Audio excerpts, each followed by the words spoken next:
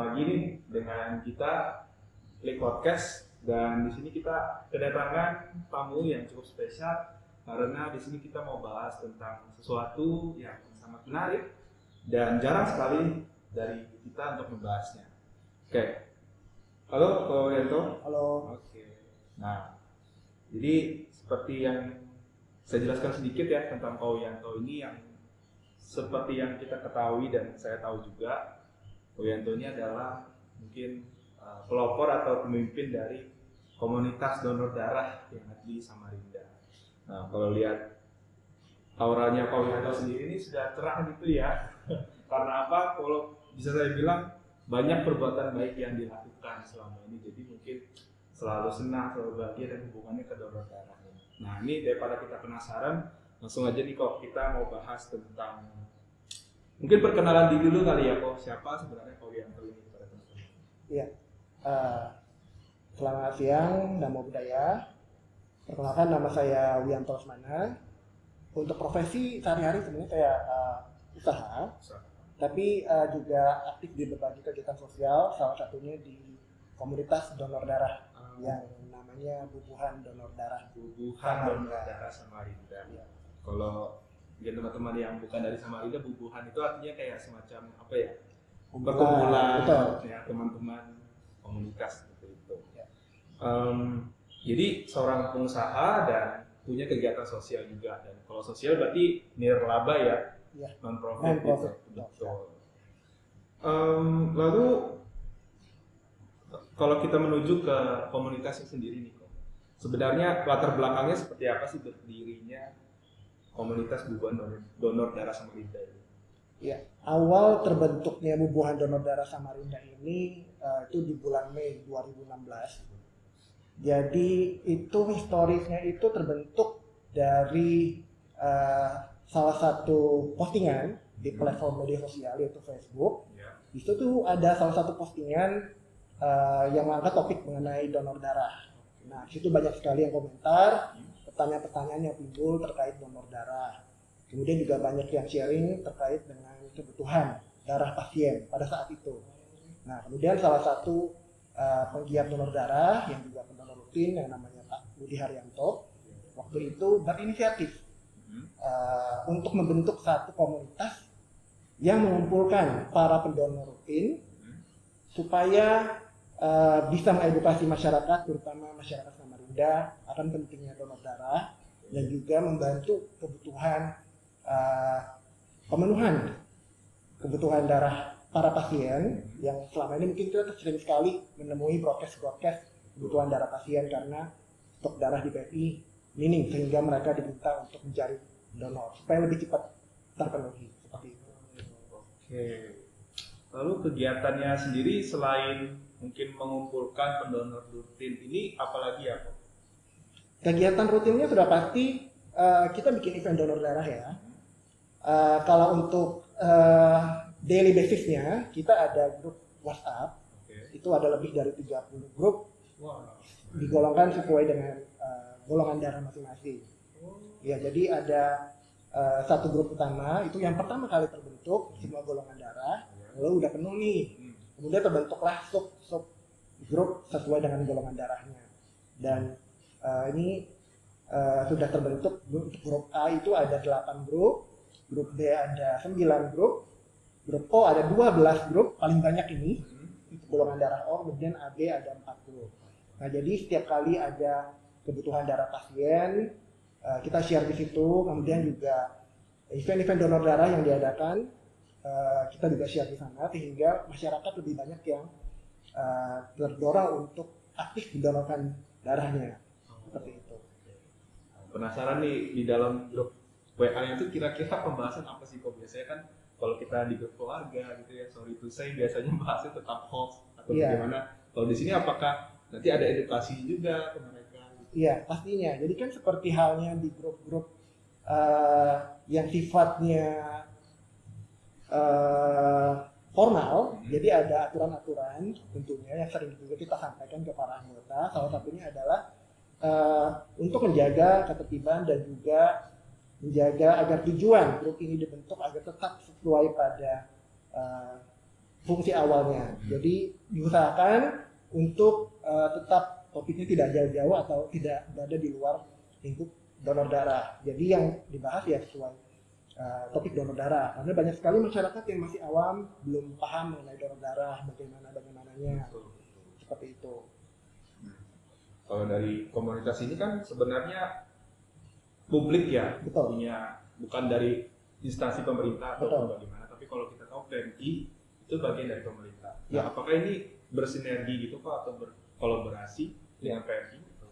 Ya, jadi untuk bubuhan donor darah ini namanya komunitas ya. Jadi memang awalnya terbentuk itu adalah komunitas, betul-betul sekumpulan orang-orang. Jadi hingga saat ini belum ada badan hukumnya, tapi kita sudah diakui sebagai rekanan oleh Palang Merah Indonesia karena memang selama 5 tahun ini sudah memberikan banyak kontribusi untuk Palang Merah Indonesia Kota Samarinda, terutama dalam hal kebutuhan darah pasien. Dan juga kita membantu mengedukasi masyarakat seputar donor darah. Jadi yang tadi saya bilang di grup WA itu, selain kita juga menyampaikan kebutuhan darah pasien, kita juga memberikan edukasi terkait donor darah, terutama masyarakat yang masih awam.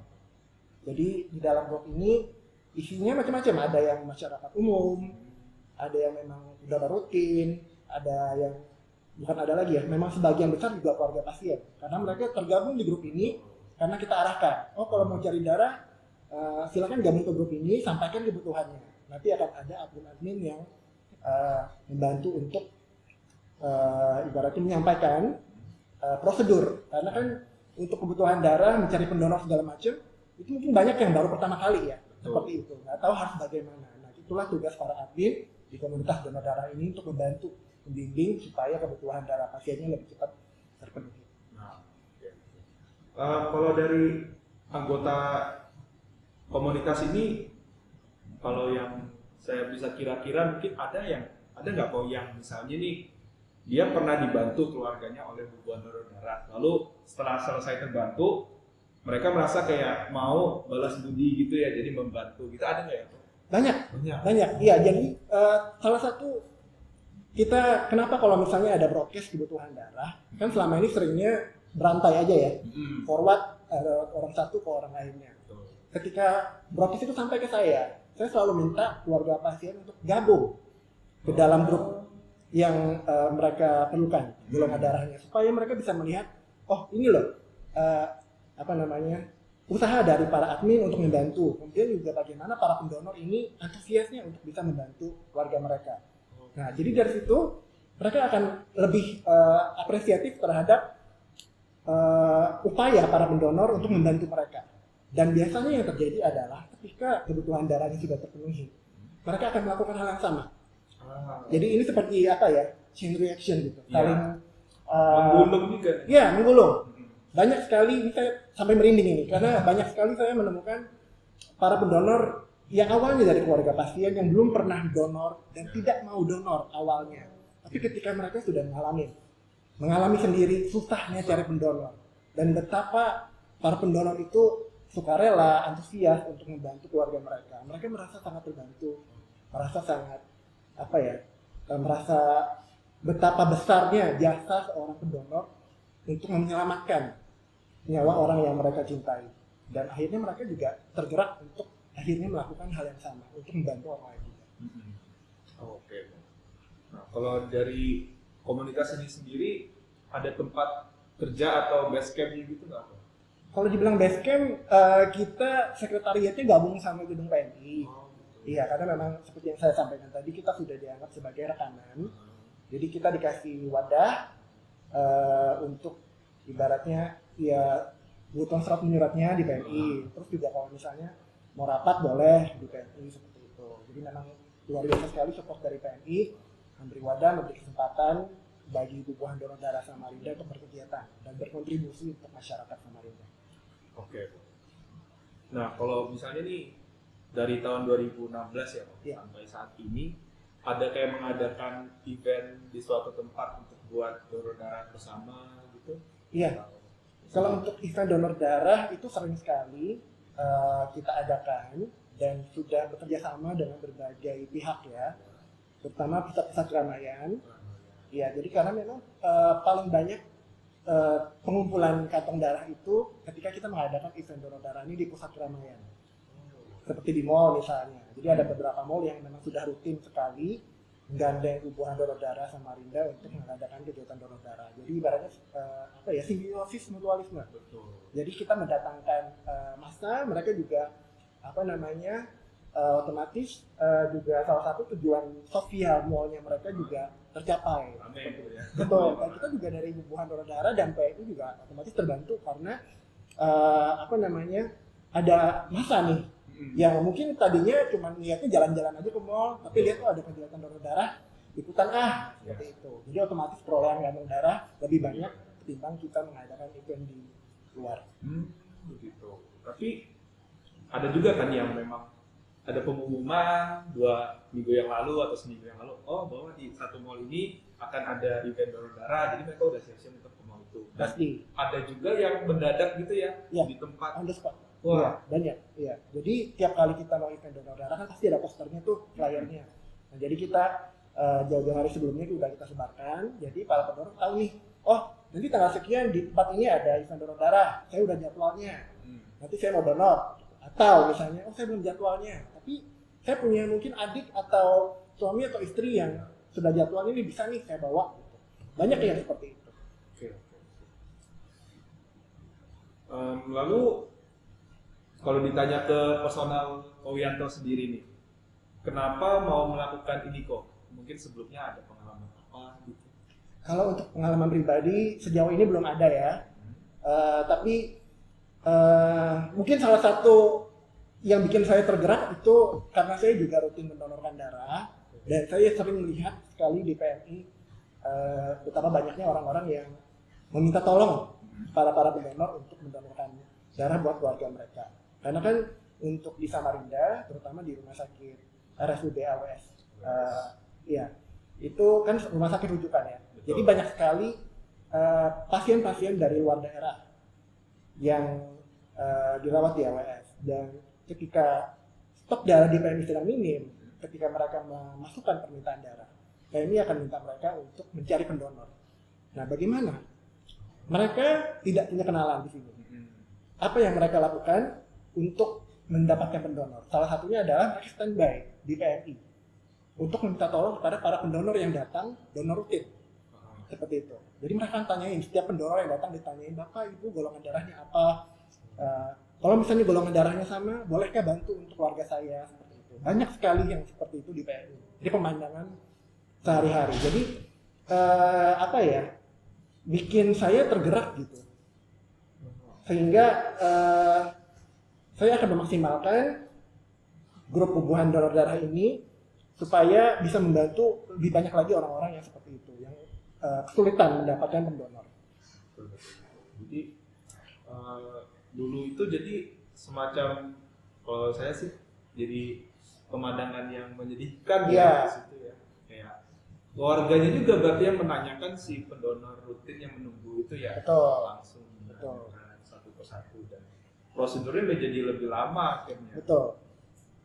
Dan dengan sedihnya mungkin nggak terselamatkan. Iya, banyak yang seperti itu. Ada pernah kejadian keluarganya nih di PMI lagi nyari gitu kan, terus dapat telepon, Dek, udah stop aja nyarinya, Bapak udah nggak ada. Jadi bayangkan itu pemandangan di depan Anda, dapat kabar seperti itu, akhirnya dia menghentikan upayanya mencari pendonor, balik ke rumah sakit karena yang mau ditolong udah nggak terselamatkan. Jadi memang banyak sekali pemandangan yang bikin tersentuh kalau misalnya kita ke PMI. Betul. Jadi memang menurut saya ini komunitas yang keren sekali sih, karena dimana kita bisa bantu orang, padahal hal sesimpel cuma kumpulkan aja ya di WhatsApp. Betul. Mengumpulkan tapi sesuai prosedur sistemnya itu lebih mudah, lebih cepat. Iya. Jadinya bisa menyelamatkan banyak orang. Betul. Keren sendiri, keren.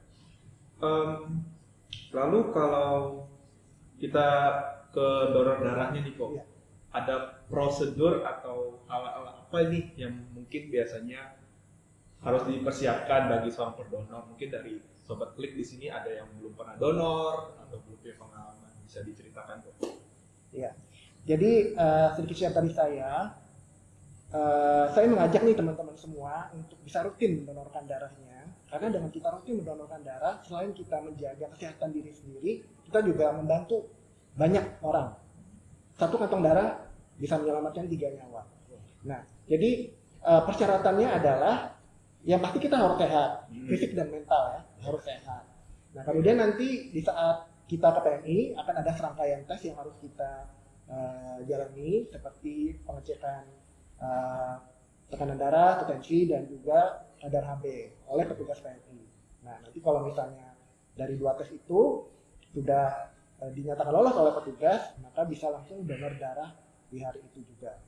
Jadi penting sekali kita menjaga stabilan stok darah di PMI supaya ketika pasien perlu, stok selalu tersedia sehingga mereka lebih cepat tertangani.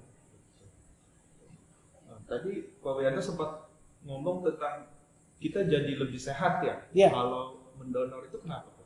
Iya, kenapa kita menjadi lebih sehat ketika kita rutin mendonorkan darah? Karena sel-sel darah tubuh kita ini akan regenerasi. Iya, jadi dengan kita rutin donor darah per 60 hari atau per 2 bulan sekali, sel-sel darah dalam tubuh kita akan mengalami regenerasi sehingga kita menjadi lebih sehat. Ya, tapi untuk laki-laki itu per 2 bulan berarti 1 tahun 6 kali ya maksimal ya. Iya. Kalau untuk perempuan itu maksimal 4 kali. Maksimal 4 kali. Ya, khusus perempuan. Ya, sedikit. Berarti 3 bulan sekali ya. 3 bulan sekali boleh, per 2 bulan juga boleh, tapi berhenti di donor yang keempat. Nah, selanjutnya di awal tahun berikutnya, seperti itu. Jadi misalnya nih kok, kalau ada keluarga pasien yang butuh darah, tapi di sisi lain dia sudah pernah donor di bulan lalu gitu. Ya. Jadi nggak bisa kan Nggak harusnya. bisa. Tapi kalau dia maksa gitu nggak boleh juga. Nggak boleh juga. Jadi mau se-urgent apapun, kalau misalnya belum jadwalnya kita untuk donor kembali, kita nggak boleh donor. Karena tubuh belum siap untuk kehilangan darah kembali. Iya, jadi jangan sampai lihat kita nolong tapi akhirnya malah bikin kita drop. Dan ini hal-hal yang sifatnya medis ini sebenarnya ranahnya PMI untuk menjelaskan, tapi saya bantu menjelaskan sepengetahuan saya. Ya itu banyak sekali yang seperti itu gitu, yang di saat ada keluarganya butuh darah gitu kan, mereka belum jadwalnya, tapi mereka maksa nih, ayo dong aku butuh banget nih. Ada juga yang mungkin sudah melewati usia maksimal, karena kan untuk pertama kali donor darah itu maksimal 50 tahun. Maksudnya gimana? Umurnya. Maksimal. Kalau baru pertama kali. Jadi kalau baru pertama kali itu harus sebelum usia 50. Kalau sudah di atas 50 dan belum pernah donor sama sekali, maka nggak boleh donor lagi. Jadi mumpung masih usia produktif, rutinlah donor, maka Anda bisa donor sampai umur 60 sampai 65. Oh, kalau sudah donornya di waktu muda, usianya jadi bertambah ya? Betul. Karena tubuh kan sudah terbiasa untuk regenerasi, supaya nggak shock lah ibaratnya gitu. Jadi penting banget untuk kita rutin donorkan darahnya. Oke. Kalau usia minimum sendiri kok, misalnya saya nih, kalau dulu saya pernah mau coba, tapi nggak boleh, umurnya belum cukup gitu. Ya. Ada batasannya? Ya, kalau untuk di PMI Samarinda itu untuk minimalnya itu umurnya 18 tahun dengan berat badan minimal 50 kilo. Untuk donor biasa. Tapi kan untuk donor itu ada beberapa macam juga. Ada donor aparesis, ada donor plasma yang saat ini lagi happening banget ya. Betul. Itu beda lagi kriterianya. Mungkin lebih kompleks lagi. Betul, lebih kompleks lagi. Oke. Berhubung Ko Wianto tadi bahas plasma ya. Nah, itu mungkin di Bubuan Donor Darah sendiri juga menyediakan fasilitas untuk mencari plasma ini juga kok, atau bagaimana? Ya, kalau untuk donor plasma ini kan hanya bisa dilakukan, seperti yang kita ketahui donor plasma ini adalah donor yang digunakan sebagai terapi pemulihan para pasien yang sedang dirawat karena penyakit COVID. Ya, dan donor ini hanya bisa dilakukan oleh para penyintas COVID, penyintas atau yang sudah sembuh dari COVID. Dan ini kriterianya jauh lebih berat dibandingkan donor biasa. Nah, jadi ada serangkaian tes juga. Kalau tadi kan donor biasa hanya cek tensi sama HB kan. Tapi kalau donor plasma ini selain 2 tes tadi akan juga dilakukan pengambilan sampel darah pasien. Sampel darah pendonor yang nantinya akan diperiksa dulu di lab untuk dicek titer antibodi COVID. Nah, jadi kan ceritanya donor plasma ini untuk menurunkan jumlah virus pada tubuh pasien yang sedang dirawat. Nah, jadi otomatis dari si pendonor juga titer antibodinya harus tinggi. Betul. Jadi kalau misalnya nanti dari hasil tes si pendonor ini angkanya tidak mencukupi antibodinya, maka tidak bisa dilakukan donor darah plasma, tapi bisa donor biasa. Jadi karena kalau titernya kurang, otomatis darahnya tidak bermanfaat untuk terapi pengobatan COVID. Berarti kesimpulan dari untuk donor plasma pengobatan COVID ini ibaratnya kalau kita sudah sembuh dari COVID, lalu punya sistem antibodi yang khusus. Betul. Lalu dan ini dibagikan ke yang sedang dirawat. Ya, jadi ibaratnya kayak darah kita ini seperti vaksin lah ya, vaksin alami. Karena mereka yang sudah terkena COVID itu akan terbentuk antibodi secara alami, bukan karena vaksin. Nah, oleh karena itu penting sekali bagi teman-teman saudara-saudari sekalian, para penyintas COVID, terutama yang masih baru ya, dalam 3 bulan terakhir, itu dimohon partisipasinya untuk bisa ke PMI, untuk diambil sampelnya, supaya kalau misalnya antibodinya tinggi, bisa dilanjutkan dengan donor plasma konvalesen agar bisa menolong para pasien yang saat ini sedang dirawat di rumah sakit. Ibaratnya kita kalau misalnya terinfeksi COVID dan sembuh negatif, artinya kita diberi kesempatan kedua ya. Dan kesempatan kedua ini harus kita manfaatkan maksimal lagi untuk berbuat hal-hal yang bersifat sosial, yang membantu satu sama lain. Benar. Tuh. Ngomong-ngomong soal donor plasma dan COVID nih kok, sekarang ya pandemi seperti ini, ada pengalaman yang gak terlupakan gitu kok, mungkin yang senang atau yang sedih gitu, jadi bagi. Kalau ditanya pengalaman senang dan sedih, suka dukanya selama sekian tahun di komunitas donor darah ini banyak ya, terutama dari keluarga-keluarga pasien, banyak sekali yang merasa terbantu dengan adanya komunitas donor darah ini, karena mereka sangat terbantu. Kebutuhan darah yang mereka perlukan untuk keluarganya sangat cepat terpenuhi, karena baru posting udah langsung dapat aja pendonor gitu kan. Beda halnya dengan kita hanya broadcast, itu hanya di forward antara satu orang ke orang lainnya. Angin lalu. Iya, tapi kalau misalnya kita share di komunitas pendonor, otomatis kan memang isinya sebagian besar para pendonor gitu. Jadi ya memang akan jauh lebih besar kesempatannya untuk lebih cepat terpenuhi. Nah, otomatis banyak sekali masyarakat yang terbantu. Tapi yang cerita sedihnya juga banyak, karena sebagian besar mereka yang sampai harus mendapatkan transfusi itu adalah para pasien dengan penyakit yang cukup berat. Jadi banyak yang tidak terselamatkan. Dan dalam sekian tahun ini juga saya sering juga ibaratnya kayak menemui langsung para pasien yang membutuhkan darah, terutama pasien anak-anak ya, karena nggak tahu ya, beda aja gitu chemistry-nya kalau pasien dewasa dengan anak-anak gitu ya, terutama pasien anak-anak yang menderita kanker. Itu saya sering sebelum pandemi ya, sering ke rumah sakit menemui langsung para pasien yang perlu darah gitu. Jadi melihat sendiri kondisi mereka yang sampai lemas, tidak berdaya, sampai berdarah-darah seperti itu. Melihat keluarga pasien, keluarga mereka, orang tuanya terutama, yang begitu powerless, begitu sedih melihat kondisi anaknya, dan sebagian besar dari mereka akhirnya tidak terselamatkan. Itu luar biasa sedihnya ketika saya mendapatkan kabar bahwa mereka udah nggak ada gitu. Tapi tentu saja hal ini tidak menyurutkan semangat kami di Bubuhan Donor Darah. Kita terpacu untuk membantu lebih banyak lagi pasien-pasien seperti ini supaya mereka bisa lebih cepat tertolong dan juga mungkin paling nggak bisa hidup lebih lama. Betul. Untuk pengalaman si yang mendapatkan donor nih, artinya berarti pasien ya. Biasanya orang yang menderita penyakit apa ya kok yang paling sering dibutuhkan pendonor atau dibutuhkan donor darah? Paling sering itu kasus kanker, terus juga cuci darah, sama demam berdarah. Rata-rata seperti itu.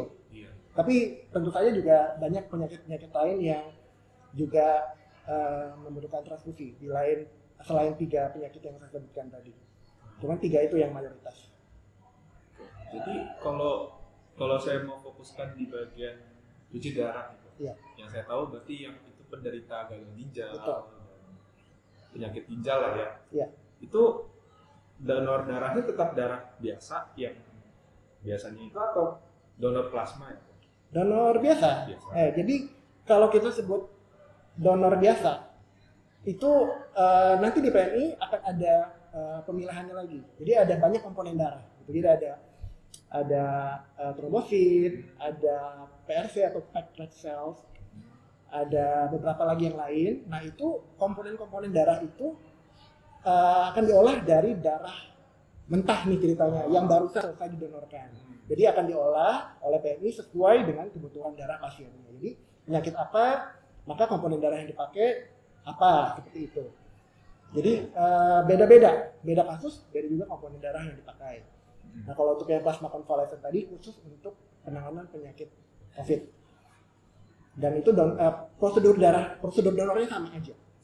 Sama. Jadi ketika misalnya butuh trombosit atau butuh PRC, maka ya cukup datang donor di PMI tanpa ribet harus ngomong saya mau donor trombosit apa enggak. Cukup datang donor, sisanya PMI yang bereskan. Kalau yang saya pernah dengar nih kok, kalau plasma itu hanya jadinya tersisa jadi plasma itu hanya berapa persen dari darah murni. Ya. Itu benar ya? Iya. Jadi seperti yang tadi saya sebutkan ada beberapa komponen darah ya, trombosit, plasma. Nah itu diolah menggunakan mesin khusus. Jadi mesin aferesis namanya.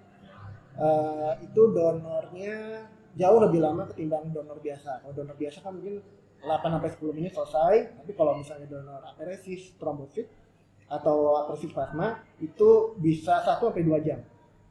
Nah, salah satunya saya juga termasuk salah satu pendonor tromboaferesis.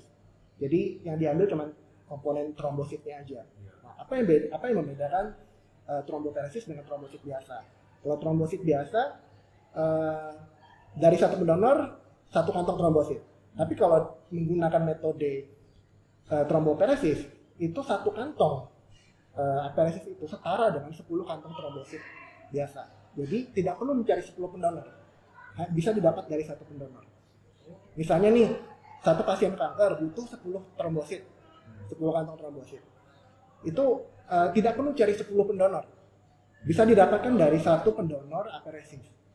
Nah, jadi bukan dari segi jumlahnya ya, tapi dari segi komponen jumlah sel trombositnya. Didapatkan dari satu kantong itu setara dengan 10 kantong trombosit biasa. Nah, jadi darah kita itu kenapa lama?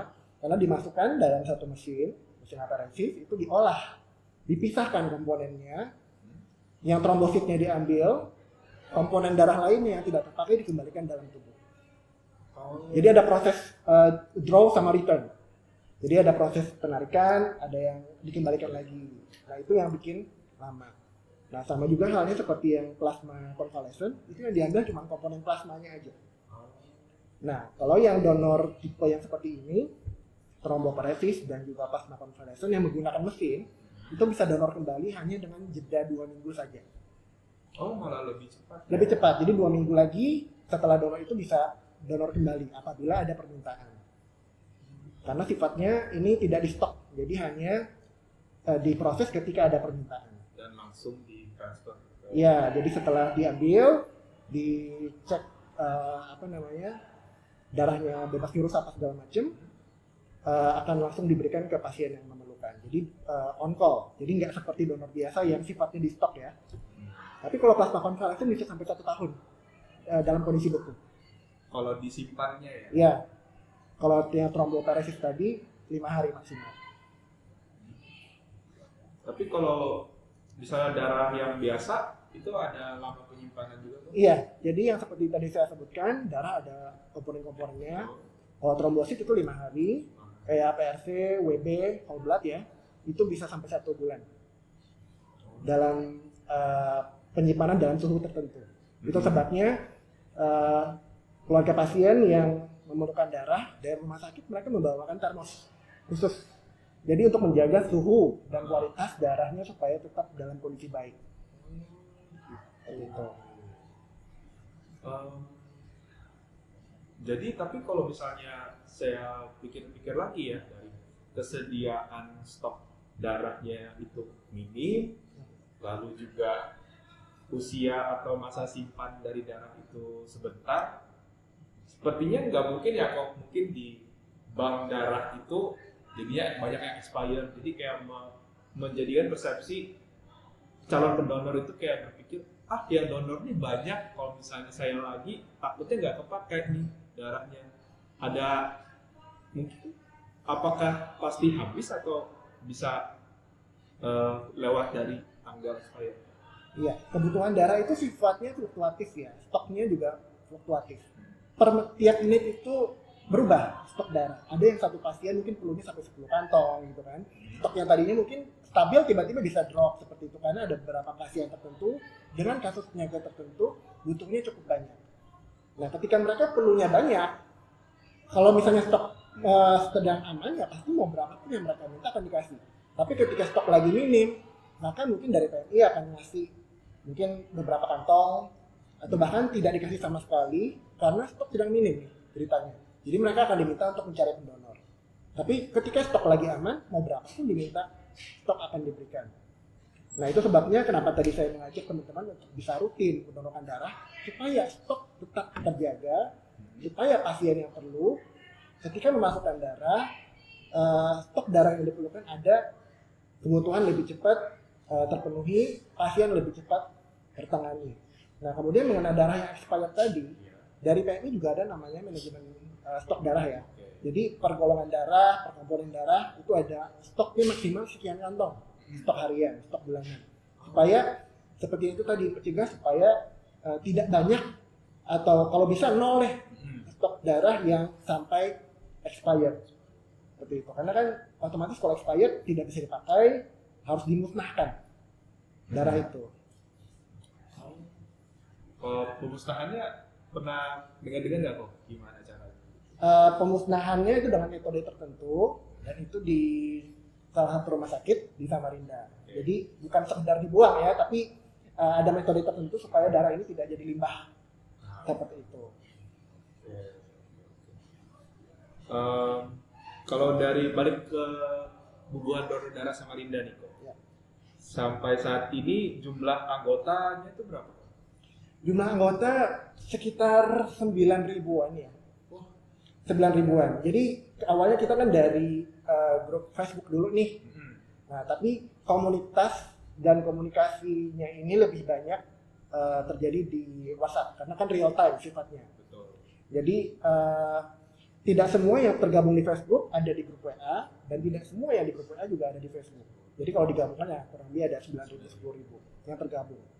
Tapi itu ya itu tadi terdiri dari pendonor aktif, pendonor pasif, keluarga pasien juga terutama karena kan 5 tahun hubungan donor darah ini sudah namanya udah lumayan tersebar lah ya. Jadi ketika ada yang perlu darah mungkin dapat rekomendasi gabung ke grup ini gitu kan.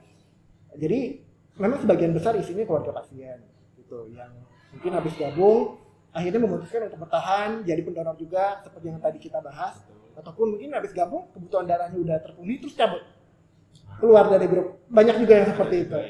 Iya, jadi macam-macam tipe keluarga pasien ini.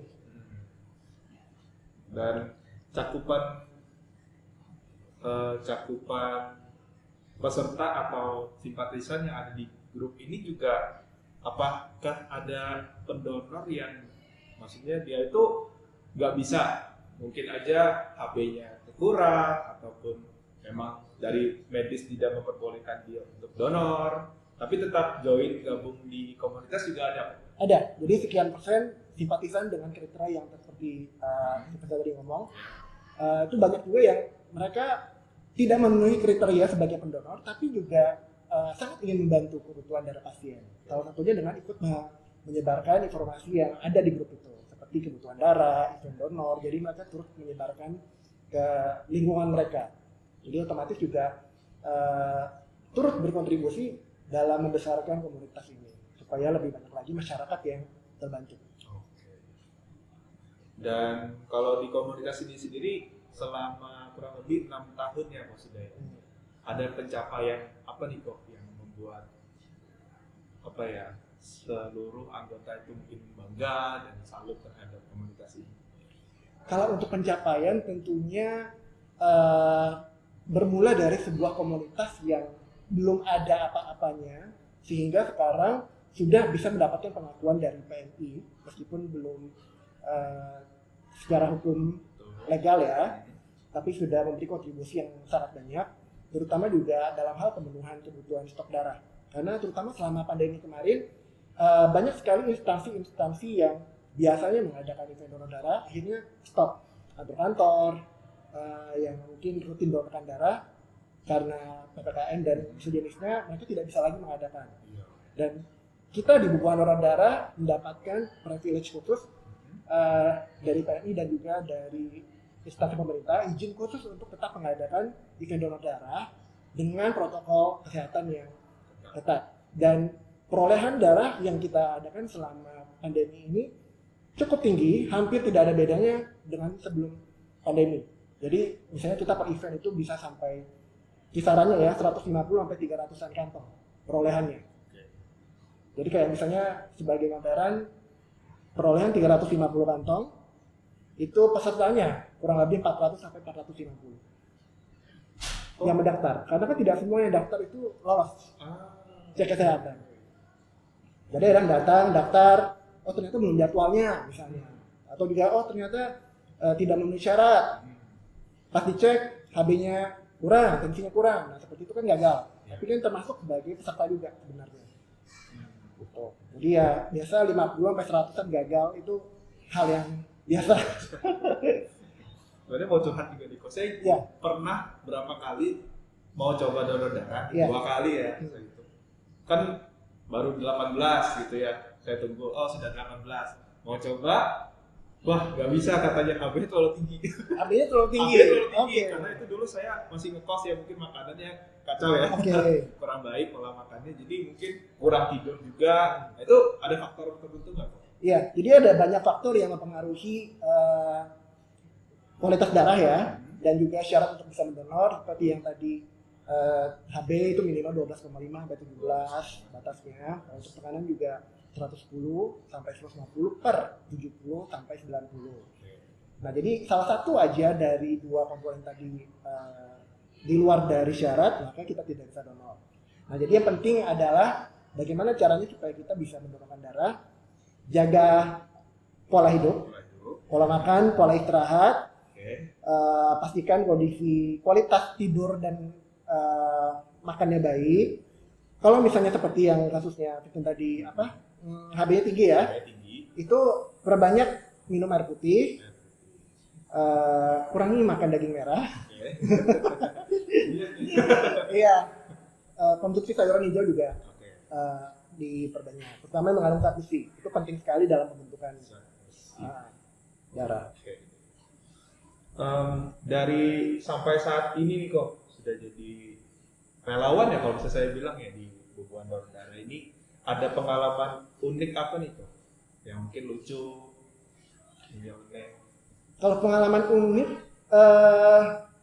yang ditemuin sehari-hari ya, karena mengelola puluhan grup donor darah itu tidak mudah. Karena hampir setiap menit saya harus cek screen gitu kan, ada postingan baru gitu kan, puluh darah yang itu harus saya handle. Gimana caranya supaya cepat terpenuhi nih. Dan seperti yang tadi saya ngomong, karakter keluarga pasien itu macam-macam. Ada yang luar biasa responsif, ada juga yang luar biasa ignorannya atau cueknya. Jadi siapa yang perlu, tapi siapa kok yang lebih sibuk gitu loh. Jadi tidak kooperatif gitu loh, padahal mereka yang perlu. Nah, jadi banyak sekali yang seperti ini yang saya temuin tiap harinya.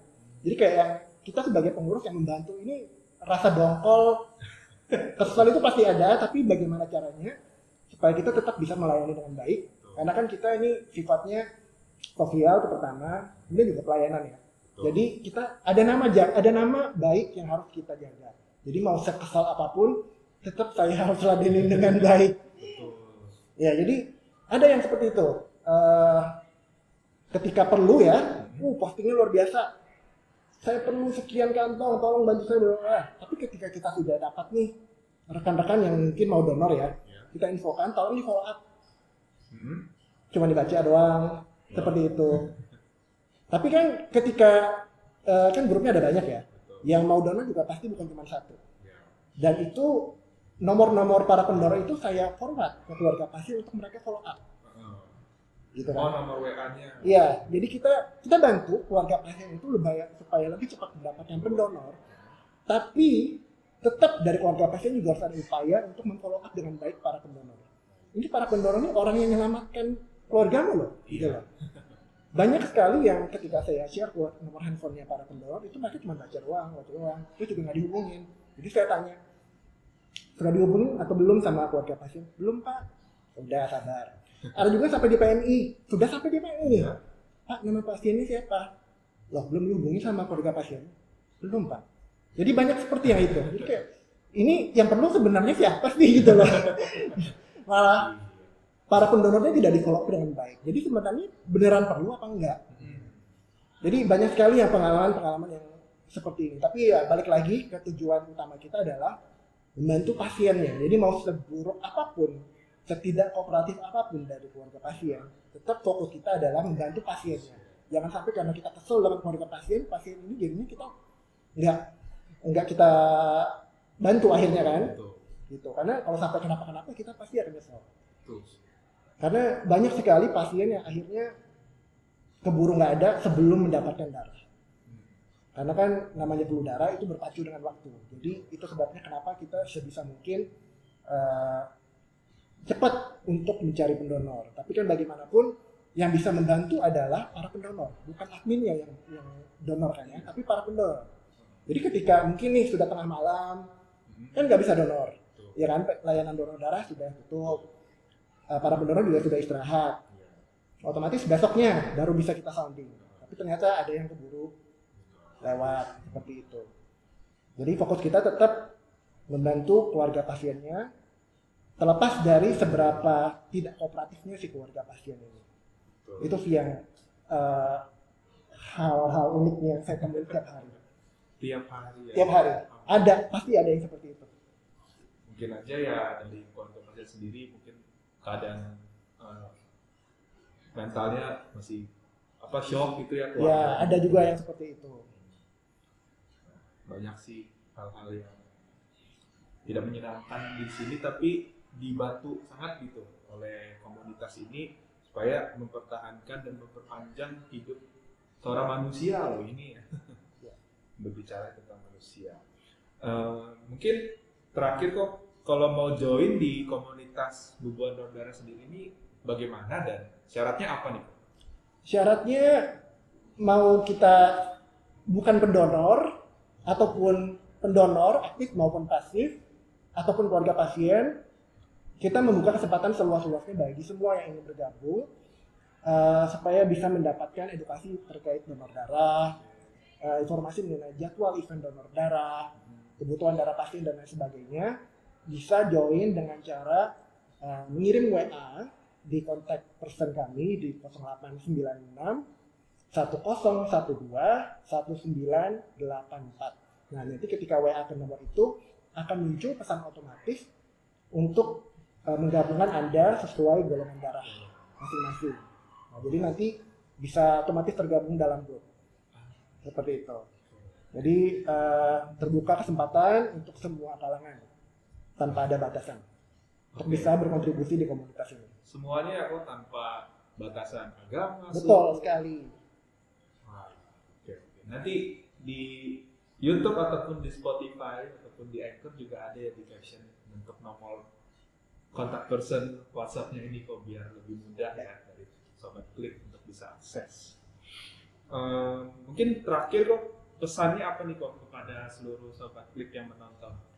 Pesan saya sama seperti yang tadi, dimohon partisipasinya untuk bisa mendonorkan darahnya secara rutin per 2 bulan sekali supaya bisa menjaga kestabilan stok darah di BNI dan juga lebih banyak lagi para pasien yang tertolong karena dengan mendonorkan darah Anda bisa menyelamatkan banyak nyawa.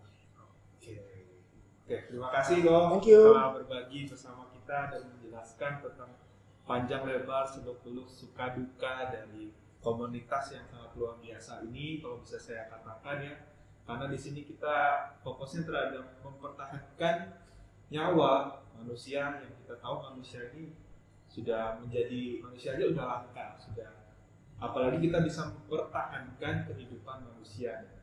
Itu dimulai dari orang-orang terdekat, dari keluarga, dari rekan sesama warga Samarinda juga. Jadi kita lebih solid secara sosial dan secara psikologi. Oke. Ya, demikian Sobat Klik untuk Klik Podcast episode kali ini. Semoga kita mendapatkan banyak hal, banyak pencerahan dan banyak inspirasi juga. Saya yakin dari Sobat Klik yang menyaksikan ini, baik menonton visual secara YouTube dan ataupun di podcast di Anchor atau Spotify. Dan sampai jumpa untuk episode yang selanjutnya. Bye bye.